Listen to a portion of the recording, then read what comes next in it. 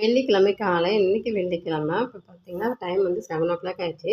7:00 நான் மேக்ஸிமம் எல்லா வேலையுமே முடிச்சிட்டேன். குக்கரில் சாப்பாடு வச்சுட்டு அதுக்கப்புறம் வந்து முருங்கைக்காய், கத்திரிக்காய், கேரட்லாம் போட்டு சாம்பார். வெள்ளிக்கிழமையாவே நம்ம வீட்டில் எப்பவுமே சாம்பார் தான். எத்தனை பேர் வந்து வெள்ளிக்கிழமை சாம்பார் வைப்பீங்கன்னு கமெண்ட் பண்ணுங்கள். அப்புறம் வாழைப்பூ பொரியலுக்கு வாழைப்பூ வெந்துட்டுருக்கு, வெங்காயம் கட் பண்ணி வச்சுருக்கேன். அது வெந்ததுக்கப்புறமா நம்ம பொரியல் செய்ய வேண்டியது தான். சூப்பராக பொரியலும் ரெடி ஆகிடுச்சு.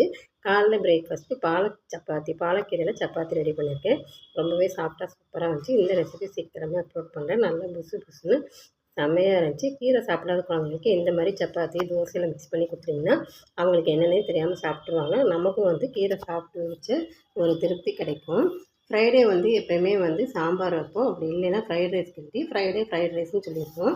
அதான் எங்களோட மெனு. இப்போ கத்திரிக்காய், முருங்கைக்காய், கேரட் போட்டு சாம்பார், வாழைப்பூ பொரியல், சாப்பாடு, ஸ்நாக்ஸுக்கு கடலை மிட்டாய் எல்லாமே ரெடியாகி பேக்கிங் பண்ணியாச்சு. கிளம்பிட்டாங்க. ஒரு பாக்ஸ்க்கு வந்து சப்பாத்தி